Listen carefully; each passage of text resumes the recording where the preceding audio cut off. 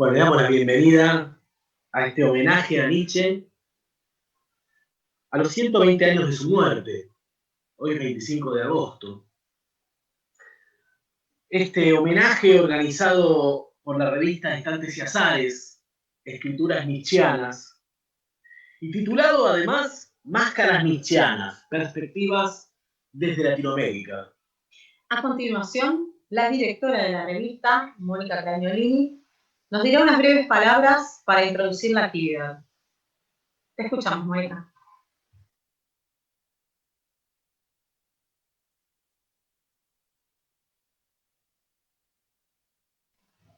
Estás muteada, ¿eh? Perdón. Bueno, empiezo de nuevo. Buenas tardes, bienvenidos todas, todos y todes a esta actividad en conmemoración, como decían los presentadores, de los 120 años de la muerte de Nietzsche, acontecida un 25 de agosto de 1900 a las 12 del mediodía, como dijo su hermana Elizabeth. En Ecce Homo, Nietzsche dice lo siguiente: el docto, que en el fondo no hace ya otra cosa que revolver libros, acaba por perder íntegra y totalmente la capacidad de pensar. Si no revuelve libros, no piensa. Responde a un estímulo, un pensamiento leído. Cuando piensa, al final lo único que hace ya es reaccionar. Es por eso que el docto es reactivo y por tanto resentido y no soporta el pensamiento del otro y que el otro piense de manera distinta al modo en que él cree que se debe filosofar, modo que él ha canonizado. Ama la seguridad de su mundo académico bien constituido y el lugar que él mismo considera que se merece. Por eso, y porque pensamos que todo autor al que nos dedicamos desde la filosofía es una voz que habla del presente y no un mamotreto de momias conceptuales, es que consideramos que una buena forma de recordar a Nietzsche en este aniversario de su muerte podía realizarse desde estas múltiples voces de pensadores latinoamericanos que piensan a Nietzsche, y repito, que piensan a Nietzsche, y que pueden decirnos algo sobre sus múltiples máscaras, sabiendo aquello que sabe el eremita, y que es que detrás de toda máscara hay otra máscara. Agradezco a nuestros invitados de México, Paulina Rivero Weber, de Perú, Katia Hansa, de Brasil, Scarlett Marton, Rosa María Díaz y Miguel Ángel de Barrenechea, de Colombia, Andrés Padilla Ramírez, de Chile, Víctor Luis Berrío, y de Argentina quiero darle un gracias muy especial por su presencia a Darío Stanraiver, que fue quien confió desde su lugar editorial en Eudeva hace 20 años para editar nuestra revista, que justamente en ese momento cambiaba su nombre y cambiaba de editorial, y quien ha acompañado siempre las publicaciones en torno a Nietzsche que hemos hecho desde las actas de las jornadas Nietzsche del 94 y los volúmenes del Nietzsche actual e inactual que compilamos con Gregorio Kaminsky. También están con nosotros de Argentina nuestra querida Virginia Cano, nuestro imprescindible Juan Pablo Sabino, que también se encarga de todo lo técnico. Y como señalamos en el flyer, al final de la actividad tendremos el honor de escuchar un adelanto del próximo libro de Mariano Dor, que nos hace el favor también de co-conducir el homenaje junto con quien es la piloto, timonel y jefa de salas de máquina de la nave Dor, que es María Teresa García Bravo, TT. Un agradecimiento muy especial también a la paciente y generosa Sol Pinazo, que nos ha hecho todo el material de difusión del evento y que ha sido muy paciente con los cambios pedidos, y a quienes coorganizan con nosotros en esta oportunidad: Gabriela Balcarce, Ana Sorín, Gustavo Romero y Germán Diorio. En el homenaje anterior a Derrida recordé a Horacio Potel, lo vuelvo a recordar como gran difusor también del pensamiento nietzscheano con su página Nietzsche en castellano, algo que a algún doctor seguramente le molestó en su momento, pidiendo que lo borraran de la Wikipedia, aludiendo a que su único mérito había sido justamente el que el doctor no soporta, y que es la generosidad de poner a disposición de los demás su conocimiento, su trabajo, su pensamiento. Y quiero dejar también en esta actividad un recuerdo muy especial para dos nietzscheanos de nuestro comité asesor, Pepe Jara de Chile y Gregorio Kaminsky, que se fueron hace un par de años, y también para otro miembro de nuestro comité asesor, Jorge Dotti, que, bueno, quienes lo han conocido saben que no era precisamente un nietzscheano, pero que con su crítica y con su discusión en torno al nietzscheanismo siempre ha sido un motor para nuestro pensamiento. Muchas gracias de nuevo a todos por la presencia y los dejo de nuevo con los conductores. Gracias, Mónica. Comenzamos con la actividad. La consigna es pedirle a cada expositor 5 minutos para hablar de alguna de las tantas máscaras de Nietzsche. Vamos a comenzar por la máscara de Dionisos. Les voy a presentar entonces a Paulina Riguero Weber. Paulina es doctora en filosofía de la UNAM, en donde es profesora del Colegio de Filosofía y del Posgrado. Ha publicado libros sobre ética, bioética, Nietzsche, Heidegger, la mujer y la literatura, y también un estudio sobre la obra musical de Nietzsche. Pertenece al Sistema Nacional de Investigadores, a la Sociedad Española de Estudios Nietzsche y a la Sociedad Iberoamericana de Estudios Nietzsche. Actualmente es columnista del periódico Milenio y directora del programa universitario de bioética de la UNAM. Escuchamos.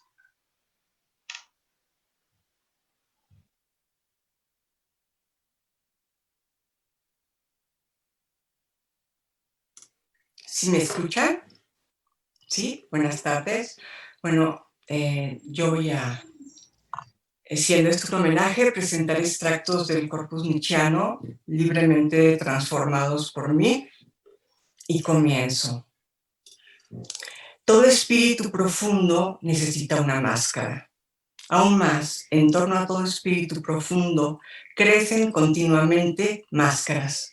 Porque la interpretación de toda palabra, de todo paso, de toda señal de vida es siempre parcial. El individuo más espiritual que a veces ha visto tras las máscaras ha comprendido que todo es máscara. ¿Pero todo es máscara de qué? Del subsuelo caótico y fugaz de la existencia que Nietzsche personifica en Dionisos. Toda máscara esconde de una u otra manera a Dionisos. Pero justamente en este de una u otra manera se juega todo. Porque hay máscaras que son un sutil velo, como el arte apolíneo de los primeros griegos, que ocultaron los horrores de la existencia tras la belleza, y hay en cambio máscaras que asfixian, como lo es para Nietzsche el cristianismo o el academicismo escolar. Existen máscaras nobles, así como las hay vulgares o convencionales. Estas últimas no permiten el crecimiento, pues aferran al individuo a un fragmento de las infinitas posibilidades que le habitan. Son máscaras que no procuran vida. En cambio, la sutil máscara dionisiaca surge del fondo de la vida en movimiento, conlleva la sabiduría de la naturaleza e irrumpe en el rígido orden impuesto. En la música, Dionisos es a la vez subsuelo oculto y la más originaria de todas las máscaras. Quien escucha esa música dionisiaca pega el oído al ventrículo izquierdo del corazón de la existencia. Esa música para Nietzsche primero fue Wagner, cuando pensaba la tragedia y su origen griego, pero al final del camino encontró la música del sur, al comprender el poder de la ligereza, de la risa, la danza y el juego. Quizá Bizet y Albéniz, pero como lo ha dicho de Santiago, nada es más ligero que Mozart. Ligereza no es aquí sinónimo de superficialidad. Al afirmar la constante transformación de la máscara, Nietzsche salva al individuo de una personalidad acartonada. Encontró que en cada persona inmaterial, para muchas máscaras, para muchas personas. Porque el carácter no es la persona ni la personalidad, es solo una de muchas máscaras. El carácter es la pluralidad de máscaras que se turnan en momentos indicados. Dionisos como máscara afirma el devenir y la constante creación de máscaras vitales. Entre estas no figura la de Sócrates ni la de la filosofía que pretende emular a la ciencia. Para Nietzsche la filosofía no debe acercarse a la ciencia sino al arte. Filosofar es pensar de manera metafórica, simbólica, mitológica, poética, seductora. Y para filosofar así es necesario aceptar la incertidumbre, la ausencia de exactitud y el abismo como único piso y fundamento, que no construya su nido sobre un abismo quien no tenga alas para sobrevolarlo. Concluyo hablándole a la vida como lo hace Nietzsche. En tus ojos me he mirado, oh vida, y en lo insondable me pareció hundirme. En tu abismo me pareció apoyarme para tocar la cumbre, y en tu música me pareció extinguirme. En tus ojos me he mirado, oh vida, y en ese instante te he amado más que a toda mi sabiduría. Quien tuviera siglos para existir, para pensarte. Gracias, Mónica, por habernos regalado el reto de decir en 5 minutos lo que es difícil decir en 1 hora. Creo que es un digno homenaje al hombre que dijo en un aforismo lo que muchos no llegan a decir en un libro. Muchas gracias. Gracias, Paulina. Bueno, luego de esta hermosa participación, vamos a dar paso a la participación de Juan Pablo Sabino, que es magíster en estudios interdisciplinarios de la subjetividad, licenciado y profesor de filosofía. Actualmente trabaja en filosofía y letras en la UBA y en institutos de formación docente. Entre sus publicaciones se destaca su libro Espejos Nietzscheanos, entre subjetividad y comunidad. Además, Juan Pablo Sabino es parte del comité de redacción de la revista Instantes y Azares, Escrituras Nietzscheanas. Te escuchamos, Juan Pablo. Hola, buenas tardes a todos, todas, todos. En principio, bueno, obviamente agradecer a Mónica por la iniciativa de generar este evento. Gracias a Mariano y a Tete por la presentación. Y un placer ser parte del presente evento. Rememorar la muerte de Nietzsche. 120 repeticiones de un hecho completamente habitual, calculable, posible, necesario, esperable y falaz. ¿A quién le importa? O mejor, ¿quién quiere recordar la muerte? ¿A quién puede importarle recordar la muerte de Nietzsche? ¿Acaso no fue él mismo quien nos exhortó a perderlo, a olvidarlo? ¿Acaso no fue él mismo quien nos invitó a no seguirlo, no repetirlo, sino a hacer algo con sus escritos? Quizás no seguirlo, quizás no olvidarlo ni perderlo implique obedecerlo. Es decir, desobedecerlo y seguirlo eternamente a través de esos senderos inagotables e incalculables que dejó metaforizados en las diversas máscaras que hoy nos invitan a seguir recorriéndolo. Les propongo ir tras la huella de Dionisos en la obra. He sabido que desde los primeros pasos de Nietzsche como escritor, la divinidad griega está presente y vinculada particularmente con la música. Dionisos fue la metáfora que retornó una y otra vez en la escritura, en el pensar y en la vida de Nietzsche. No fue Nietzsche quien lo evocó, fue Dionisos quien nunca dejó de retornar. En cada retornar despedazó a Nietzsche, despedazó su escritura y despedazó su pensar. Dionisos es la metáfora de la fragmentación y por tanto de la pluralidad y la diferencia. Dionisos es el dios griego que desde el inicio del pensamiento nietzscheano no permitió que se anquilose o se petrifique su pensar. Dionisos es el que empujó a Nietzsche a danzar por encima del abismo, por encima del desierto. Danzar deviene en una metáfora zaratustriana que permite evocar el pensamiento inacabado, fragmentado y siempre dando un paso más allá que lo sostuvo a Nietzsche en la errancia en la cual hoy perdura su figura en miles de voces e interpretaciones que él mismo supo destinar y él mismo en su escritura fragmentaria tensionó las fuerzas para que nunca pueda sistematizarse su pensar. danzar sobre las cenizas de su pensar, danzar sobre sus cenizas, danzar dionisíacamente por encima de sus textos, sus metáforas, sus huellas, sus trazos, sus fragmentos y tratar de hilar algún sentido. Desfachatadamente no perderlo ni olvidarlo. 120 veces repetir Nietzsche ha muerto. La danza es una figura que sin duda evoca el tránsito, transitar hacia un nuevo modo de ser que implicarán crear configuraciones de fuerza originales realizadas en el entre que acontece en los cuerpos cuando lo propio y lo en común, lo singular plural, se encuentran. Una tensión de fuerzas que atraviesa la corporalidad ya no pensada como un cuerpo sin orificios, sino como apertura, una oreja, un modo singular de ser afectado por las fuerzas, un estilo de interpretación deviniente que permita superar la tradición que es inmanente a nuestro cuerpo. Las hegemonizadas interpretaciones ontometafísicas sobre los animales humanos suelen resolverse en el par binorio alma-cuerpo. La constitución del sí mismo se reduce a una lucha entre las partes por el dominio de la voluntad. Zaratustra nos exhorta a superar dicha interpretación. La noción de lucha no es hospitalaria con la concepción de la voluntad de poder, ya que no crea valores ni sentidos. La lucha no es una figura que permita expresar el carácter afirmativo de la voluntad de poder. En las páginas de Zaratustra, una y otra vez, se evocan las figuras de la danza, el baile y la canción. Quizás estas metáforas sirvan para expresar mejor la relación entre fuerzas que acontecen en los cuerpos.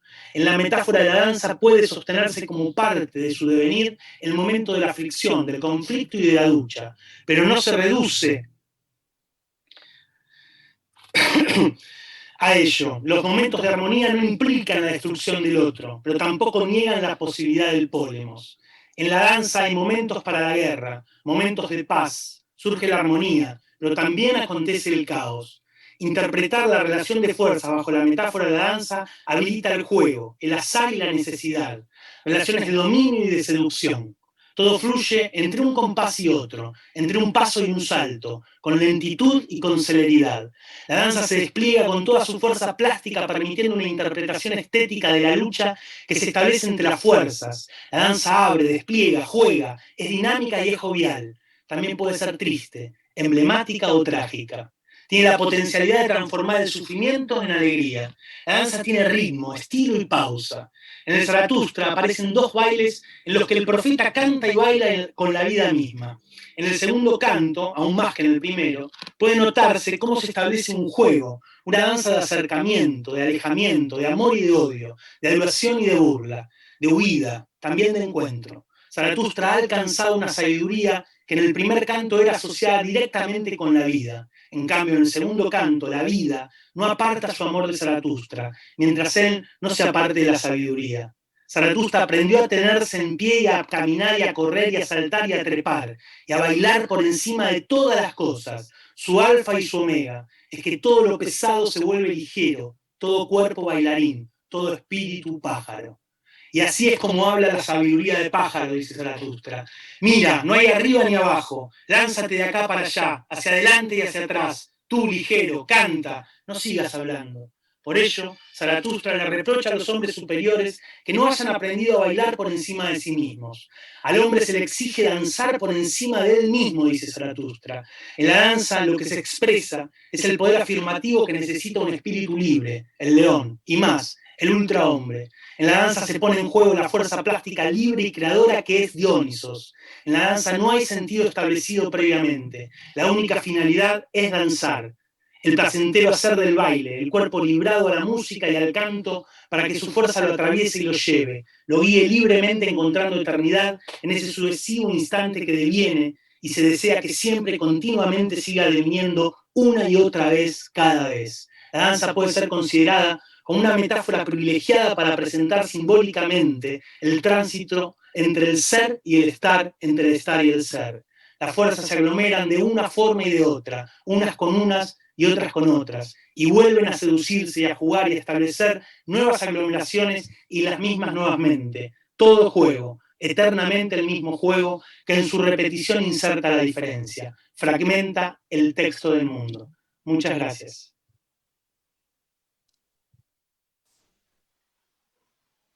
Gracias, Juan Pablo. Vamos a presentar ahora a Katia Hansa. Ella es doctora en filosofía por la Universidad Johann Wolfgang Goethe de Frankfurt, profesora principal del Departamento de Humanidades de la PUCP, coeditora de la revista Estudios de Filosofía, autora de diversos estudios sobre Nietzsche y sobre estética. Te escuchamos. Un gusto verte después de algunos años. Katia, bienvenida. Gracias, muchas gracias. Buenas tardes con todos. Gracias, Tete, por la presentación y muchísimas gracias a Mónica y a todo el equipo de Instantes y Azares por esta invitación. Me alegro mucho de poder reunirme con ustedes en esta conmemoración. Bueno, desde que recibí la invitación de Mónica, he estado preguntándome qué les podría decir sobre lo que Nietzsche nos da a pensar con Dionisio. Y también, claro, de lo que nos da a pensar en estas circunstancias en las que, por la terrible pandemia, nos reunimos virtualmente. Un par de ideas me parecen esenciales. La primera, ¿por qué Dionisio en particular es tan importante para Nietzsche? Dionisio expresa siempre una doble faz. Por un lado, es la divinidad de la mirada turbia y, por otro lado, el de la sonrisa perturbadora. La mirada de Dionisio está turbada por el vino y por la embriaguez. No obstante, su sonrisa resulta perturbadora porque une el más grande placer con el mayor sufrimiento. No hay forma de ocultar que Dionisio es un depredador. Los griegos lo llaman el descuartizador de hombres, el que come carne cruda, el que encuentra placer en la sangre vertida.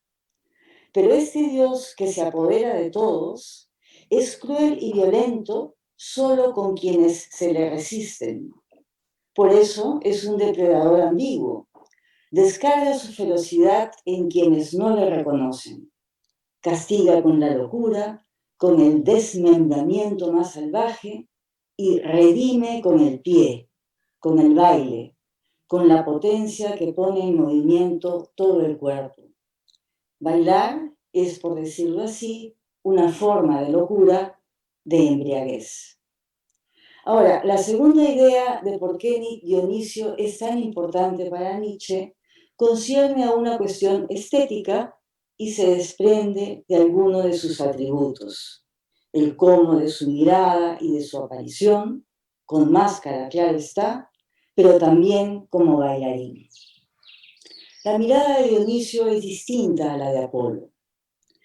La serenidad apolínea se perturba con la estridencia dionisíaca. El músico, el lírico, el bailarín que Dionisio es, quiebra el ritmo pausado, recitado de la épica, propio de Apolo. Ahora bien, Apolo y Dionisio como divinidades configuradoras de las manifestaciones artísticas tienen una cosa en común, sostiene Nietzsche, la embriaguez. Embriaguez porque para Nietzsche el arte es un sentimiento de plenitud e intensificación tales que, cito, se tiene que transformar las cosas en algo perfecto. Quizás se sientan un poco defraudados porque ponga énfasis en una cuestión estética. Pero creo que con ello llego al núcleo de lo que Nietzsche da a pensar con relación a Dionisio. Vida y muerte están unidos, lo sabemos agudamente en esos momentos tan críticos que ahora vivimos. Y está en nosotros comprenderlo, porque cuanto más la muerte nos rodee, tanto más necesario será hacer de la vida, de esta nuestra vida, lo mejor, al modo de tener que transformar las cosas en algo perfecto, pese, o podría uno incluso decir precisamente por el sufrimiento. Gracias.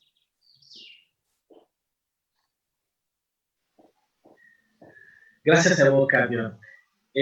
Bueno, a continuación, Gustavo Romero leerá los parágrafos 2 y 3 del prólogo de Ecce Homo. Y luego veremos imágenes del film Días de Nietzsche en Turín, de Giulio Bresane, a quien agradecemos, por supuesto, su permiso para poder pasar estos fragmentos. Gustavo Romero, te escuchamos.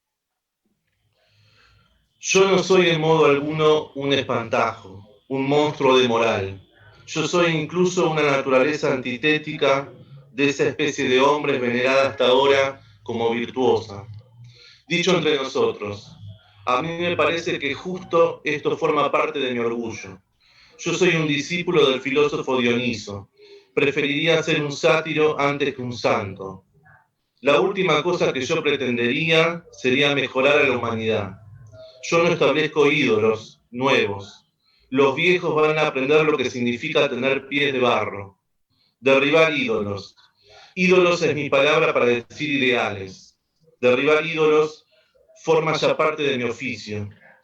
A la realidad se la ha despojado de su valor, de su sentido, de su veracidad, en la medida en que se ha fingido mentirosamente un mundo ideal.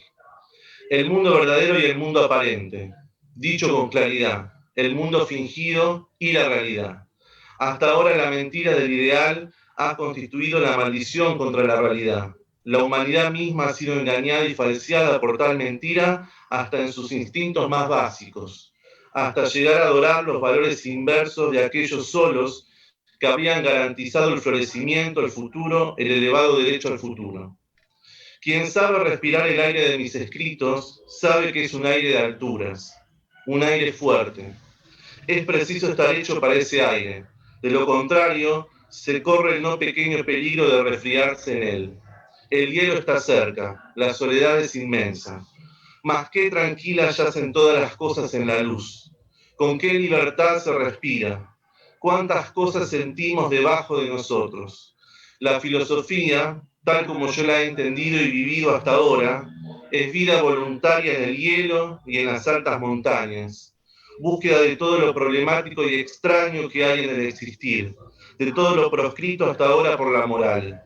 Una prolongada experiencia, proporcionada por ese caminar en lo prohibido, me ha enseñado a contemplar las causas a partir de las cuales se ha moralizado e idealizado hasta ahora, de un modo muy distinto a como tal vez se desea. Se me ha puesto al descubierto la historia oculta de los filósofos, la psicología de sus grandes nombres. ¿Cuánta verdad soporta? ¿Cuánta verdad osa un espíritu? Esto fue convirtiéndose cada vez más, para mí, en la auténtica unidad de medida. El error, el creer en el ideal, no es ceguera, el error es cobardía. Toda conquista, todo paso adelante en el conocimiento es consecuencia del coraje, de la dureza consigo mismo, de la limpieza consigo mismo. Yo no refuto los ideales, ante ellos simplemente me pongo los guantes. Nitimur invetitum, nos lanzamos hacia lo prohibido. Bajo este signo vencerá un día mi filosofía, pues hasta ahora lo único que se ha prohibido siempre, por principio, ha sido la verdad.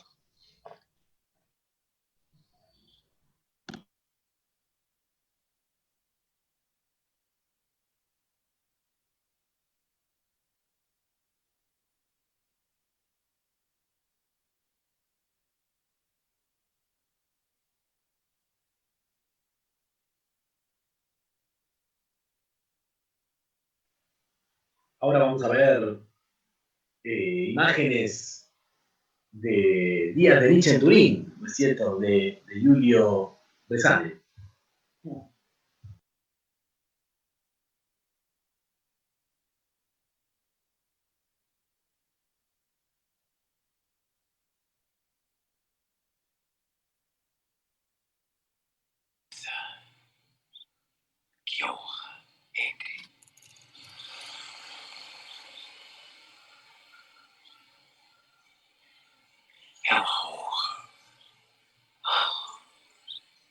Seja bem-vindo em meu palácio.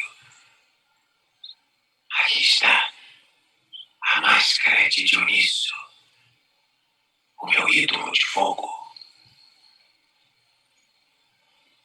Alteza, aqui está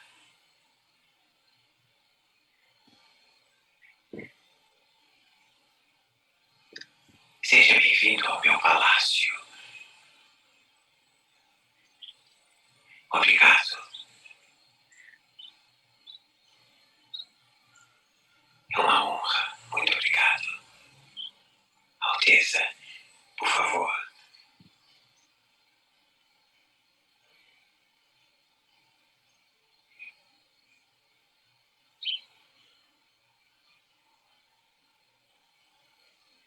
Foi uma honra. Obrigado, Alteza. Foi uma honra, uma honra.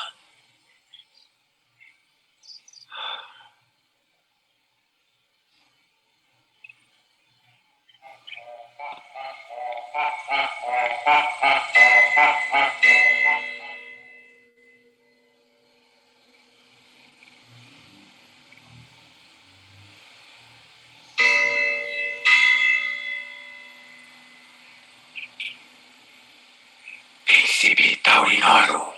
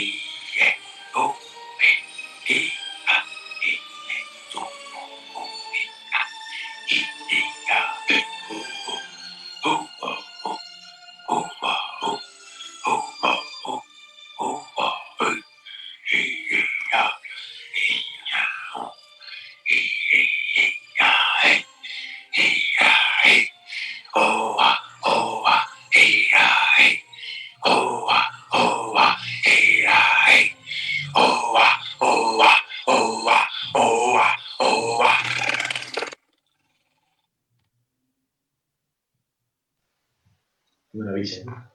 Obrigado, Alteza. Vamos a seguir con la máscara del filósofo artista.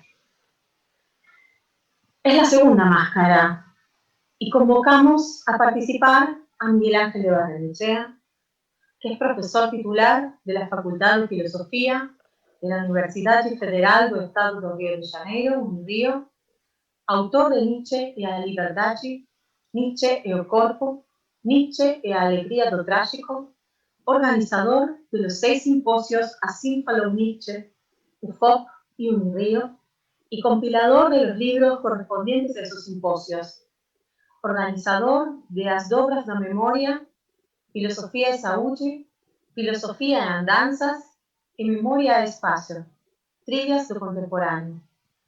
Miguel Ángel, un gusto verte, te escuchamos.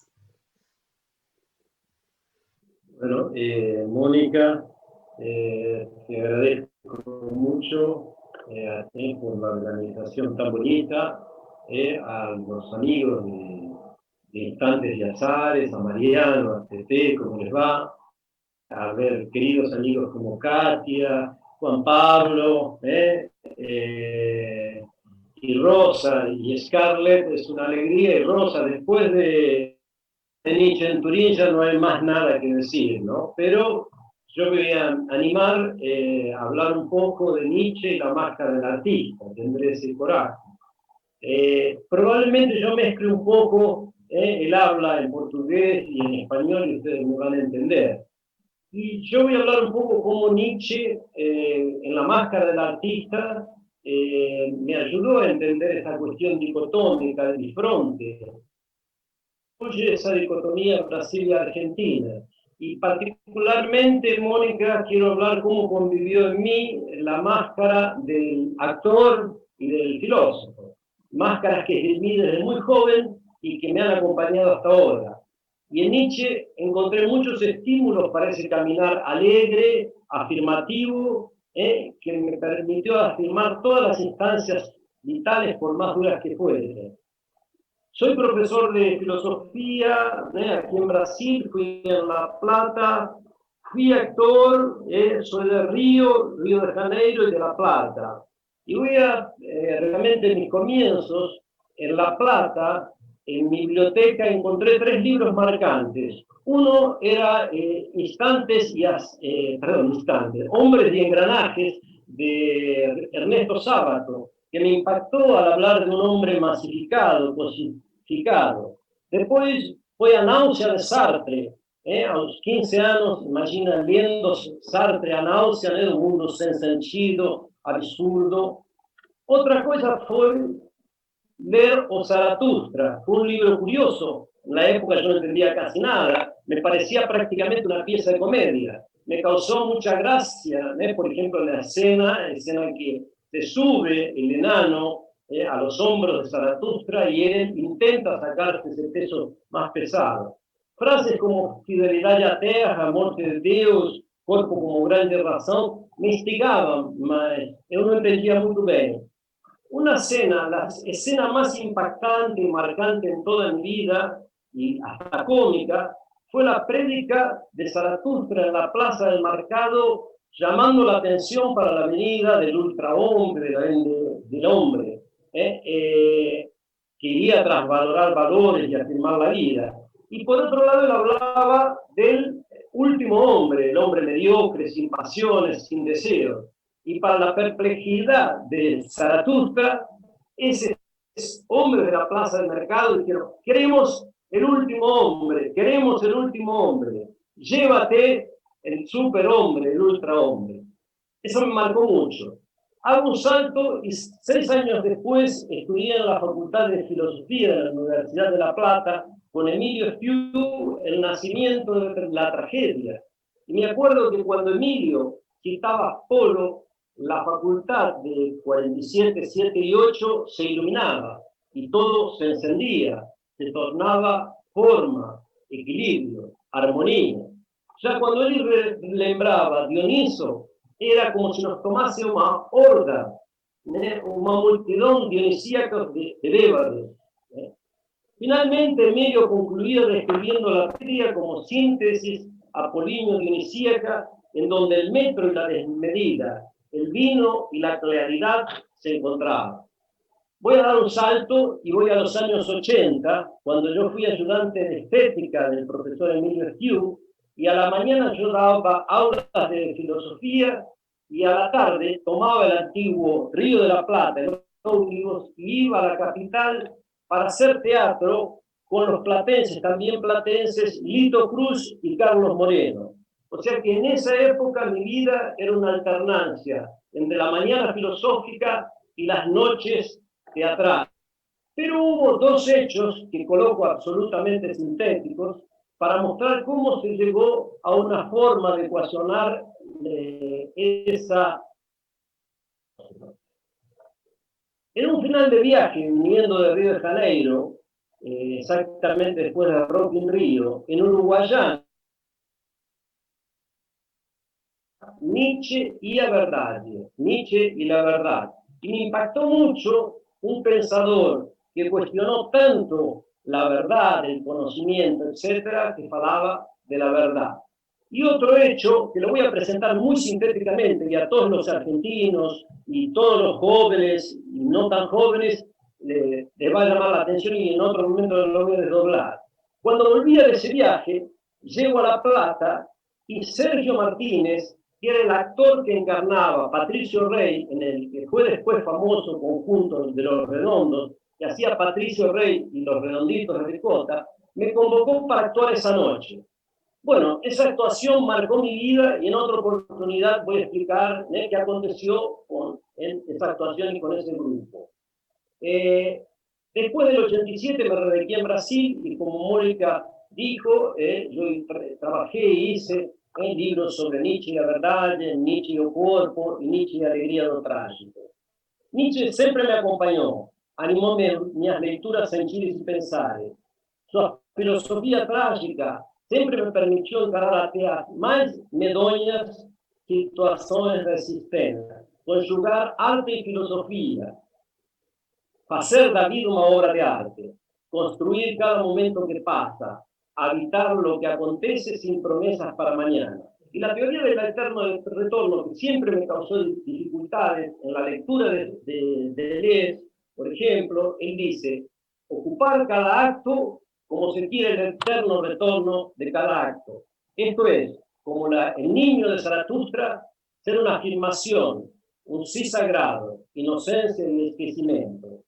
Llega de medios quereres, dice Deleuze, entonces fecho estas lembranzas afirmando que con Nietzsche y su filosofía conseguí juntar o ator e o filósofo, Brasil e Argentina, o ator en sala de aula, en eventos, en palestras, y el teórico en escritos, libros, etc.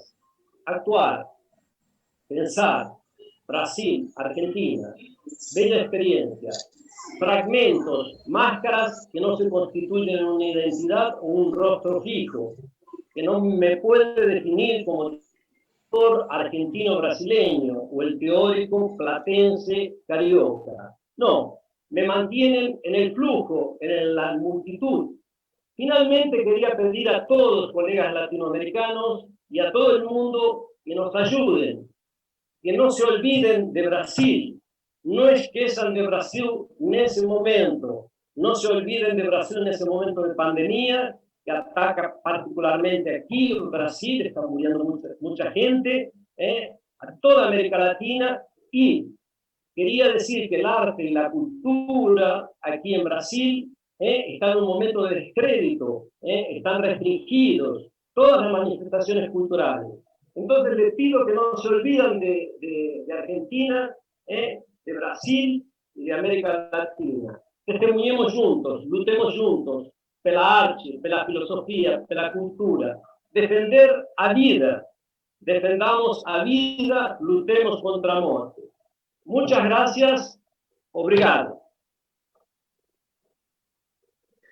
Gracias, Miguel Ángel. Mucha fuerza en Brasil. Te mandamos toda la energía, toda la fuerza, todo el amor. Bueno, vamos a presentar a Darío Sanraiver, licenciado en Filosofía. Darío divulga la filosofía en los medios de comunicación, es autor de los libros ¿Para qué sirve la filosofía? Filosofía en 11 frases y Filosofía a martillazos, volumen 1 y volumen 2, 2 tomos. Es conductor de los programas Mentira y la Verdad, y en este momento, poniéndose al hombro realmente también justamente la educación en tiempos de pandemia, Darío es fundamental como conductor en Seguimos Educando, en Carrera Encuentro. Y también está en los programas de radio Lo Intempestivo, en Nacional Rock y Demasiado Humano, en Futurock. Darío, un placer tenerte con nosotros. Gracias, Mariano. Quiero disculparme más que nada por si hay problemas de conectividad, porque como buen nichano no estoy en mi casa, ando a la deriva y cosas. Se me escucha bien, esto es importante y bien conectado. Bueno, no sé si escucharon hablar de un loco que encendió un farol en pleno día. ¿Y saben lo que hizo? Corrió hasta el mercado, un mercado, gritando sin cesar. Gritaba, ¡busco a Dios! ¡Busco a Dios! Pero como justo precisamente estaban reunidos allí muchos que no creían en Dios, los gritos de ese loco provocaron enormes carcajadas. ¡Es que se te ha perdido!, le gritaba uno. ¡Es que se te ha escondido!, lo gastaba otro. Pero el loco saltó en medio de ellos y los traspasó con su mirada. ¿Que a dónde se ha ido Dios?, exclamó, ¿no? Yo se los voy a decir. Lo hemos matado. Ustedes, yo, todos, pero todos nosotros somos sus asesinos. Pero, ¿cómo hemos podido hacerlo? ¿Cómo hemos podido bebernos el mar?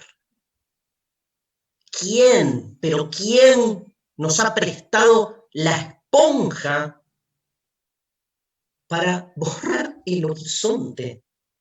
¿Qué hicimos? ¿Qué hicimos? ¿Qué hicimos cuando desconectamos a la Tierra de su sol? ¿Hacia dónde ir ahora? ¿Hacia dónde iremos nosotros? ¿Hacia adelante? ¿Hacia atrás? ¿Hacia cualquier lado? ¿Hacia todas partes? ¿Acaso hay todavía un arriba y un abajo? Perdón, no, pero ¿no empezaremos a caer continuamente?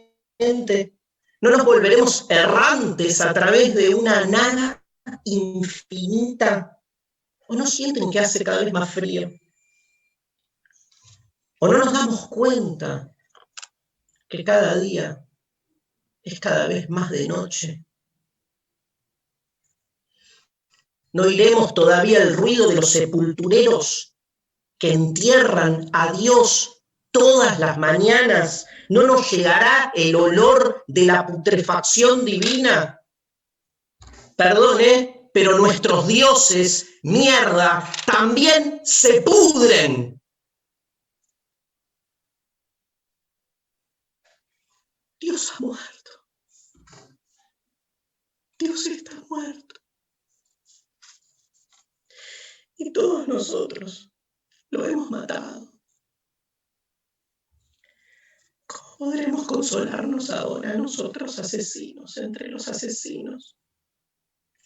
Si lo más sagrado y poderoso que poseía hasta ahora el mundo se ha desangrado bajo nuestros cuchillos.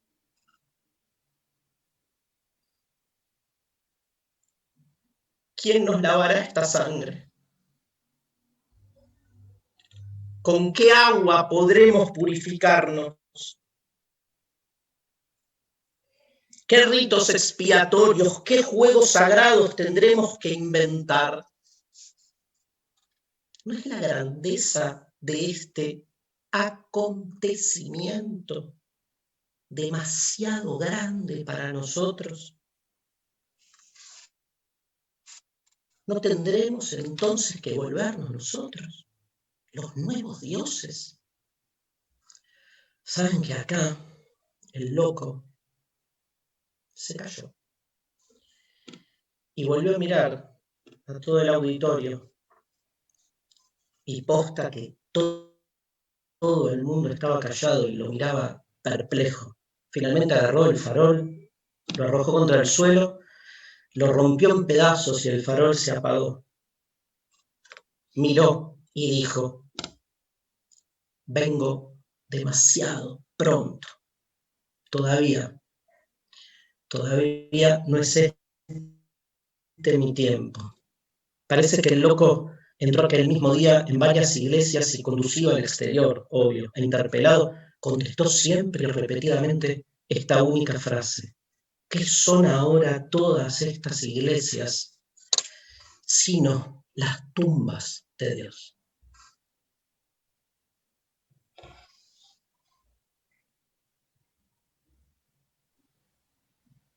Increíble, Darío.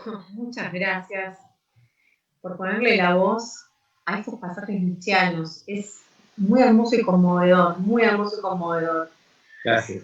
Por momentos cuesta, ¿no? No romperse ahí con el texto que interpela tanto cuando uno lo lee, pero escuchar el recitado es impresionante, impresionante. Gracias, Mónica. Eternas. Vamos a presentar ahora a Rosa Díaz. Rosa Díaz es profesora titular del Departamento de Filosofía de la UERJ. Publicó Páginas da Vida, Páginas da Arte, Passagem Nietzscheana, Nietzsche, Vida como obra de arte, Amizade Estelar, Schopenhauer, Wagner e Nietzsche, As Paixões Tristes, Lupicínio e a Dor de Cotovelo, Nietzsche a música y Nietzsche educador. Recibió en 2002 el premio Candango de Melhor Roteiro, mejor guión de Candango, por el film Días de Nietzsche en Turín, de Giulio Bressani. Y en 2010, el premio al mejor guión por el film A Erva do Rato, de Giulio Bressani, premio de la Academia Brasileira de Letras. Rosa, te escuchamos. Boa noite a todos. Muito obrigada, Mônica. Sou muito grata a você pelo convite, por passar trechos do filme. Muito obrigada aos colaboradores, a todos os amigos que estão aí presentes. Scarlett, Miguel. Muito comovente a sua fala, Miguel. Pedindo que todos prestem atenção no Brasil, nessa pandemia que estamos vivendo, não é? Então, eu gostaria de começar com questões. Nietzsche sempre vestiu a máscara de Dioniso, tal como apresentou em O Nascimento da Tragédia. Dioniso que aparece em sua Fisiologia da Arte é o mesmo Dioniso que entra em cena para configurar a tragédia grega? E aquele que está contraposto ao crucificado em suas últimas cartas é também o mesmo Dioniso? Em O Nascimento da Tragédia, Nietzsche teve o cuidado de distinguir o Dioniso bárbaro do Dioniso grego. Enquanto nos bárbaros tomava o aspecto de uma sensualidade desenfreada e de uma crueldade ritual exagerada, nos gregos, esse Dioniso selvagem espiritualiza-se e torna-se o gênio da arte. Apolo impôs os laços da beleza aos deuses poderoso e retirou-lhe das mãos as armas mortíferas, ao ensinar-lhe a medida e a noção de limite. Arte e vida são pensadas em O Nascimento da Tragédia, principalmente na perspectiva da tragédia grega, e a partir dos impulsos artísticos da natureza, o apolíneo dionisíaco. Nietzsche encontrou, ao lado da serenidade apolínea, em oposição a ela, o dionisíaco, que apontava para uma realidade mais fundamental, de dor e excesso, revelando a parte obscura e absurda da existência. Cada um desses impulsos se manifesta na vida humana por meio de estados fisiológicos. O sonho apolíneo e a embriaguez dionisíaca são condições necessárias para que a arte se produza. O sonho é a força artística que se projeta em imagens e produz o cenário das formas e figuras. Já a embriaguez é o estado desmesurado, que rasga o véu da ilusão para deixar aparecer uma realidade mais fundamental, a união do homem com a natureza. Sob o mundo da beleza está espaço Dioniso, o nome grego para o êxtase. Deus da fecundidade da terra, da noite criadora do som, Deus da música. Nascido da fome e da dor, perseguido e dilacerado pelos deuses hostis, renasce a cada primavera, e aí cria e espalha a alegria. Em Dioniso, esse Dioniso, apresentado em Nascimento da Tragédia, é uma divindade que faz parte da metafísica do artista de Nietzsche. Em Obras da Maturidade, Dionísio não é mais uma atividade metafísica, mas uma vontade de potência que quer dizer vida. Nos textos que dedica à exposição de sua fisiologia da arte, o estado de embriaguez adquire outras significações que não possuíam em O Nascimento da Tragédia. Continua sendo uma condição fisiológica indispensável a toda a arte, mas a embriaguez não é apenas uma disposição característica da música, é também das artes visuais. Tanto Apolíneo quanto Dionisíaco são considerados como espécies de embriaguez. A embriaguez apolínea mantém o olhar excitado, de modo que o pintor adquire a força da visão. A embriaguez dionisíaca, em contrapartida, intensifica o sistema emocional do artista, de modo que ele descarrega todos os seus meios de expressão, de uma só vez, na força da encenação, da imitação, da transfiguração, em toda espécie de mímica e de representação. Essa é a ideia fundamental dessa fisiologia da arte. Para que exista ação criadora e olhar estético, É preciso a embriaguez da vida, exuberante, que incorpora tudo que encontra para imprimir sua forma, pois deseja ver nas coisas sua plenitude e seu prazer de viver.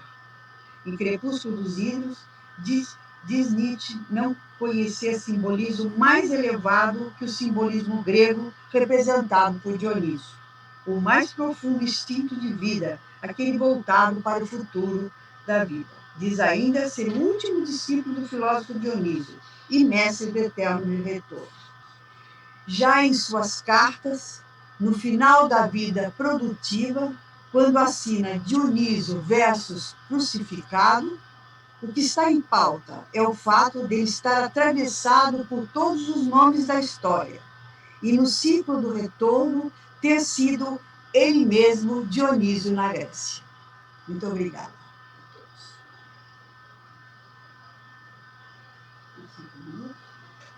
Muchísimas gracias, Rosa. Bueno, vamos a hacer la presentación de Andrés Padilla Ramírez, que es filósofo y politólogo por la Universidad Javeriana de Bogotá, Colombia. Es magíster en estudios interdisciplinarios de la subjetividad por la Universidad de Buenos Aires, en Argentina, y actualmente adelanta su tesis de doctorado en filosofía en esta última universidad con una investigación sobre afectos, subjetividad y animalidad en el pensamiento de Friedrich Nietzsche. Bienvenido, Andrés.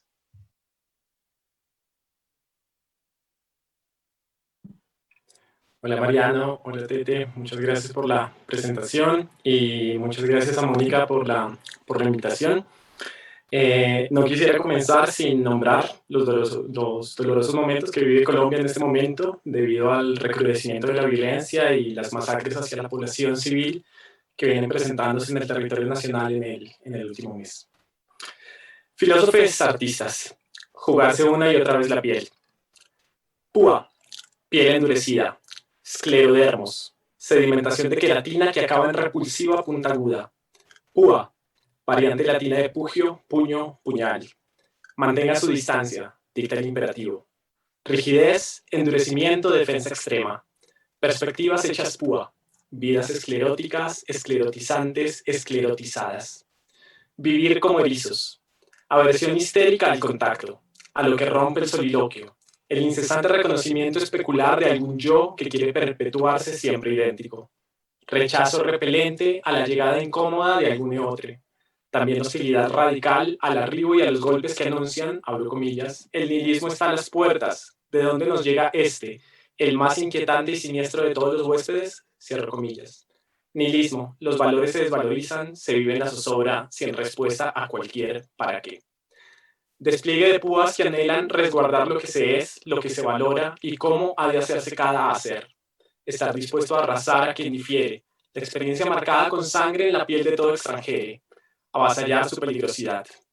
Púas identidades que, como verdades asumidas fundamentales, una vez creadas y olvidadas de su creación, resultan sedimentarse en replegamientos inmunitarios que rechazan todo aquel que pone en cuestión su principio de autoridad.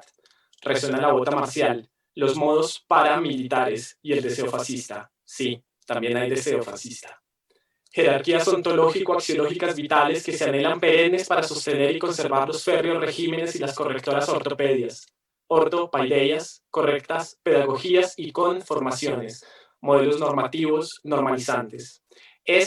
Éticas y políticas corporales vitales en una determinación fija y asegurada de lo propiamente no humano, cuerpos sujetados, ajustados, ajusticiados a un invariable fundamento, norma, patrón.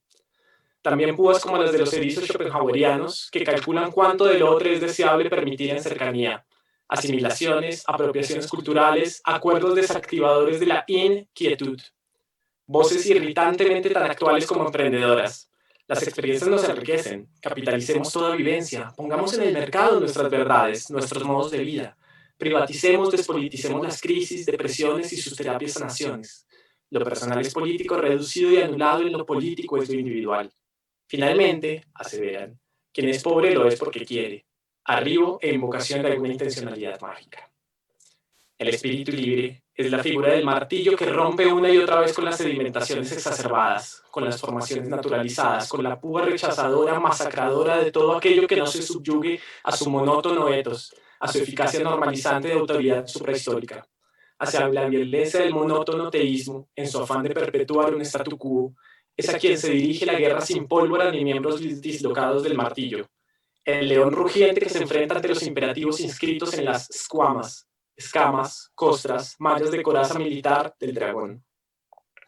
El peligro del espíritu libre, romper incesante contra toda púa y desollarse anárquicamente en la errancia absoluta. El espíritu libre rompe a martillazos con toda verdad que se pretendía suprahistórica, con toda autoridad ante la cual solo cabe obedecer, ninguna autoridad ha consentido ser objeto de crítica, y sus determinaciones sempiternas del bien y del mal. El espíritu libre martilla, cava, perfora, pero corre el riesgo de hacerse desgarrada sombra, abro comillas, soy tu sombra, Zaratustra, un caminante siempre en camino pero sin una meta, también sin un hogar. Tengo que continuar caminando siempre, he andado errante, he aspirado a todo lo prohibido, he quebrantado aquello que en otro tiempo mi corazón veneró, perdí la fe en palabras y valores y en grandes nombres, ahora nada me importa ya. Eterno estar en todas partes, eterno estar en ningún sitio, cierro comillas. El peligro, ser mariposa cansada, caer prisionero de una fe más estrecha, incluso la de la misma errancia y desfundamentación, que por su incesante desollar ya no puede arriesgar cartografías existenciales, vidas sin dermis. Emergencia, pues, de la risa infantil, del volatinero que danza en la cuerda suspendida y que claramente puede perder la vida en su crear. El arribo del filósofo artista, el creador de máscaras, de sentidos arriesgados, siempre al borde del abismo.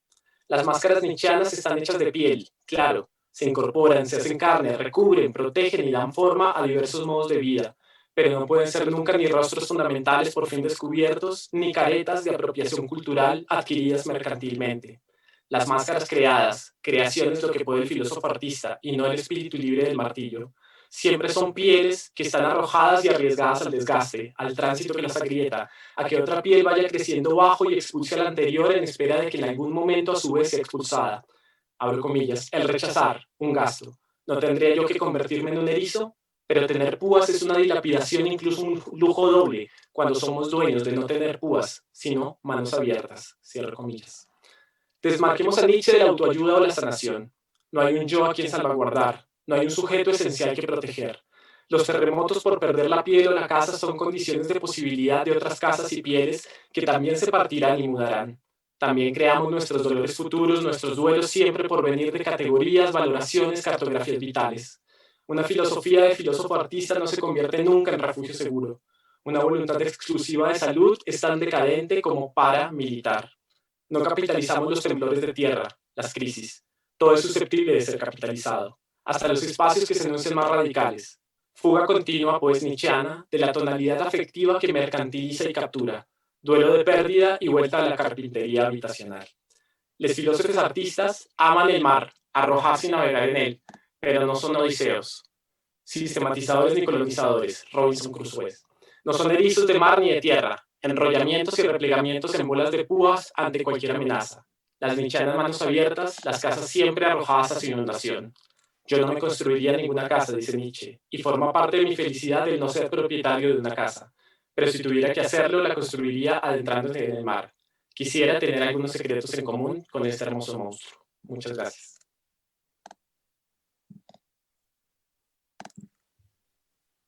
Muchas gracias, Andrés. Muy hermoso tu texto. Me imagino que es un texto, ¿no? Que es escrito. Sí, muy lindo, muy hermoso, muy hermoso. Vamos ahora al segundo intermedio. Vamos a escuchar a Ana Sorín y Germán Diorio en la lectura del parágrafo 299 del primer libro de la ciencia jovial y del fragmento póstumo 11 de noviembre de 1887. Y luego, nuevamente, un breve pasaje del film de Giulio Bresane, Días de Nietzsche en Turín. Lo que se debe aprender de los artistas. ¿De qué medios disponemos para hacer las cosas bellas, atractivas, deseables cuando no lo son? Y pienso que en sí no lo son jamás. Aquí tenemos algo que aprender de los médicos, cuando por ejemplo diluyen lo amargo o añaden vino y azúcar a sus mezclas. Pero más aún de los artistas, que en realidad están permanentemente intentando hacer tales inventos y artificios. Alejarse de las cosas hasta que mucho de lo que forma parte de ellas ya no se vea y haya que añadir mucho con la vista para conseguir siquiera verlas. O mirar las cosas de lado, como en un corte, o ponerlas de tal manera que se oculten en parte y solo permitan verlas en perspectiva, o observarlas a través de un vidrio coloreado o a la luz del crepúsculo, o darles una superficie y una piel que no tenga total transparencia. Todo esto tenemos que aprender de los artistas y, por lo demás, ser más sabios que ellos, pues en ellos esta fuerza sutil acaba por lo común donde acaba el arte y empieza la vida. Nosotros, en cambio, queremos ser los poetas de nuestra vida y, en primer lugar, en lo más pequeño y cotidiano.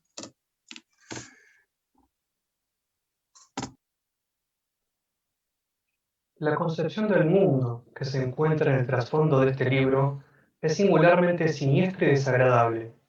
De los tipos de pesimismo que hasta ahora se han conocido, ninguno parece que haya alcanzado ese grado de malignidad. Aquí falta la contraposición entre un mundo verdadero y un mundo aparente. Solo hay un único mundo, y ese es falso, cruel, contradictorio, seductor, sin sentido. Un mundo así constituido es el mundo verdadero. Nosotros necesitamos la mentira para vencer esa realidad, esa verdad, es decir, para vivir. Que la mentira es necesaria para vivir, esto incluso forma parte de ese carácter temible y problemático de la existencia. La metafísica, la moral, la religión, la ciencia, ellas entran en consideración en este libro solo como formas diversas de la mentira. Con su ayuda se cree en la vida. La vida debe inspirar confianza. La tarea, así planteada, es enorme. Para resolverla, el humano ha de ser ya por naturaleza un mentiroso. Ha de ser más aún que cualquier otra cosa, un artista. Y no hay duda de que lo sea. Metafísica, moral, religión, ciencia, todas solo son criaturas de su voluntad de arte, de mentira, de huida ante la verdad, de negación de la verdad. Esta capacidad misma, gracias a la cual él viola la realidad a través de la mentira, esta capacidad artística par excellence del humano, la tiene en común con todo lo que existe. Él mismo es, ciertamente, una porción de realidad, de verdad, de naturaleza. Él mismo es incluso una porción del genio de la mentira. Que el carácter de la existencia se desconozca.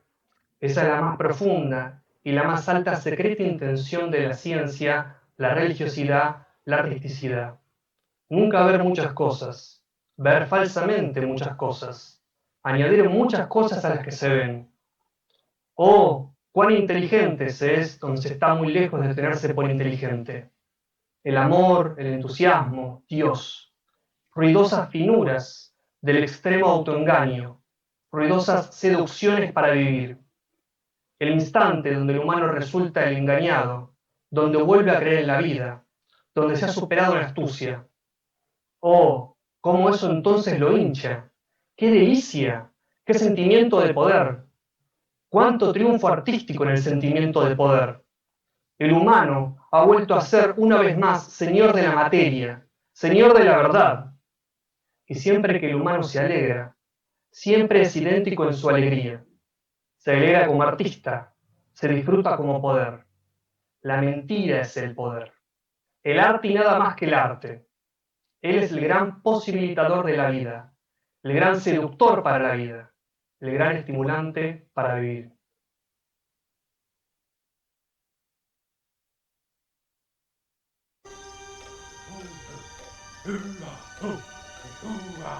Tuvimos un problema de conexión, digámoslo así. Pero bueno, Vamos a pasar al bloque 3. es parte de la máscara, digo yo. Sí, es la máscara de la desconexión. Es una máscara futura, ¿quién dice?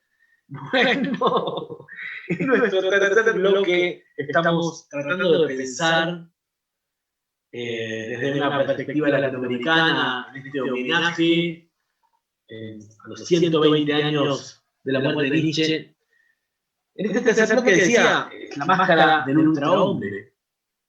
Y vamos a presentar a Scarlett Merton, que es profesora catedrática de la Universidad de Sao Paulo. Publicó 18 libros sobre la filosofía nietzscheana, además de artículos, ensayos en diversos países de Europa y América Latina. Es socia fundadora de GEN, Grupo de Estudios Nietzsche, de los Cadernos Nietzsche, es miembro del Consejo Científico de los Nietzsche Student y de Hiper Nietzsche. Bienvenida, Scarlett, es un honor que estés aquí con nosotros. Muchas gracias por la presentación. A Mónica Craniolini agradezco muchísimo por la invitación y la felicito también por este evento, este homenaje a Nietzsche en los 120 años de su muerte. Para mí es un honor y una gran alegría estar acá con colegas tan queridos. El ultrahombre. Nosotros sabemos que es en Así habló Zaratustra, donde Nietzsche introduce la noción del ultrahombre. El libro comienza con el anuncio de la transformación que Zaratustra acaba de sufrir. Durante una decena de años, ha vivido en la soledad de su caverna y de su montaña, pero al fin su corazón se transformó. Anunciado en las primeras líneas del prólogo y reiterado en la sección siguiente, la transformación de Zaratustra finalmente se hace clara.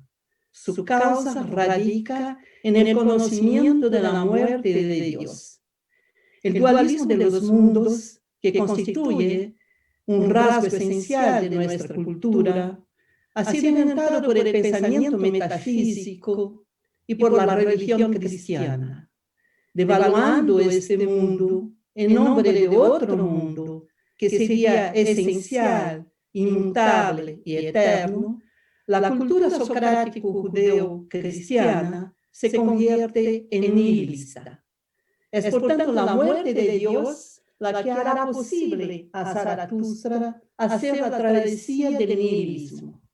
Si los valores han encontrado siempre su legitimidad en el mundo suprasensible, se trata ahora de eliminar el terreno a partir del cual han sido engendrados, con el objeto de crear otros valores.